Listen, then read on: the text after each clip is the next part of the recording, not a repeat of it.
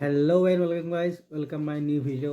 আজি কোনো এটো ব্লগ ভিডিও নহয়, এটো হৈছে নতুন দুখন আইন যি প্ৰণয়ন কৰিছে হেমন্ত বিশ্ব ছাৰে, যে এখন হৈছে পক্সো আইন 2012 আৰু এখন মই পাহৰিছো বাৰু, সেইখন হৈছিল 2006 ত লাগু।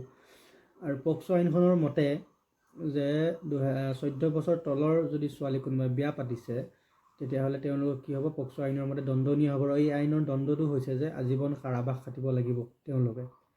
আৰু আনখন হৈছে যে 2006 লাগু হৈছিলে এখন, আৰু এই আইনখনৰ মতে কি যে 14 বছৰ পৰা 18 বছৰৰ ভিতৰত যদি কোনোবাই বিয়া পাতিছে তেওঁলোকে 2 বছৰৰ বাবে কাৰাবাস খাটিব লাগিব, আৰু আন কিছুমানো শাস্তি আছে, তো সেইবিলাক খাটিব লাগিব বা কৰিব লাগিবই তেওঁলোকে।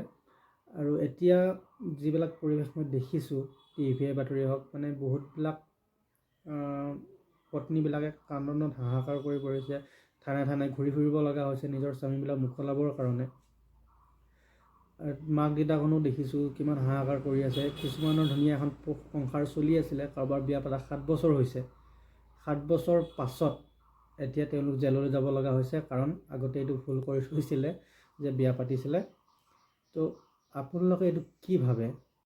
বৰ্তমান যি দুখন আইন প্ৰণয়ন কৰিছে চলি গৈছে, এই আইন দুখন বাল্য বিবাহ বন্ধ কৰিবৰ কাৰণেই চৰকাৰে লাগু কৰিছে, ঠিকেই, সকলো বাল্য বিবাহ মোৰ মতে বন্ধ হ'বই লাগে।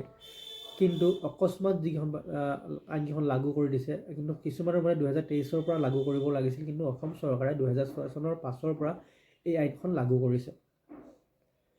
তো বহুত হাহাকাৰ পৰিৱেশ এটা সৃষ্টি হৈ গৈছে অকস্মাতে। চাওক, এতিয়া যিবিলাকক ধৰি লৈ গৈছে তেওঁলোকক কি দিব, অৰুণোদয় আঁচনি দিব, তাৰ লগতে ল'ৰা ছোৱালীবিলাকৰ পঢ়া শুনাৰ দায়িত্ব আমাৰ ছাৰে ল'ম বুলি কৈছে, মানে অসম চৰকাৰে ল'ব।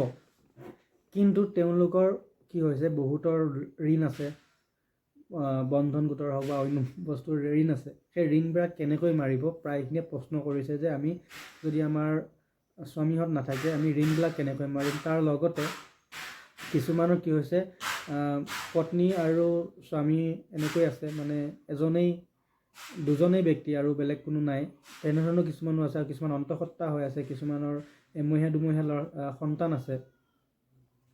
তেওঁলোকে বহুত হাহাকাৰৰ এটা পৰিৱেশৰ সৃষ্টি হৈ আছে, বহুত এটা হুলস্থুলীয়া এটা পৰিৱেশ বুলি ক'ব পাৰি, বহুত এটা হাহাকাৰ, ডাঙৰ এটা হাহাকাৰৰ পৰিৱেশ। অকস্মাত হৈ গৈছে এইটো ঘটনাটো, যিহেতু আগত কোনো জাননী নাছিলে যে এনেকুৱা এটা আইন লাগু হ'ব, কিন্তু অকস্মাত এই আইনটো লাগু কৰি দিছে। আৰু ইয়াৰ মৰ্মে বহুত মানুহক, মানে বহুত স্বামীক ধৰি লৈ গৈছে। এতিয়া প্ৰায়বিলাক নিউজেতো ধৰি লওক অবৈধ স্বামী বুলি কিছুমান টাইটেল উলিয়াই দিছে, যে অবৈধ স্বামী ধৰক এনে কৰি বিভিন্ন, বা পত্নীবিলাকৰ হ'ব কি, সেইটোৱে মেইন কথা হৈ আছে, যে স্বামীবিলাকক ধৰি লোৱাৰ পাছত পত্নীবিলাকৰ বা তেওঁলোকৰ সন্তানৰ বা তেওঁলোকৰ এটা যিটো পৰিয়াল ধুনীয়াকৈ এটা চলি আছিলে, এই পৰিয়ালবিলাকৰ হ'ব কি, কোন পৰ্যায়ে এই পৰিয়ালবিলাক যাব আৰু কেনেকৈ যাব, কি হ'বগৈ সময় সাপেক্ষে, কোনো এইটো গম পোৱা নাই বা কি হ'বগৈ গৈ আছে।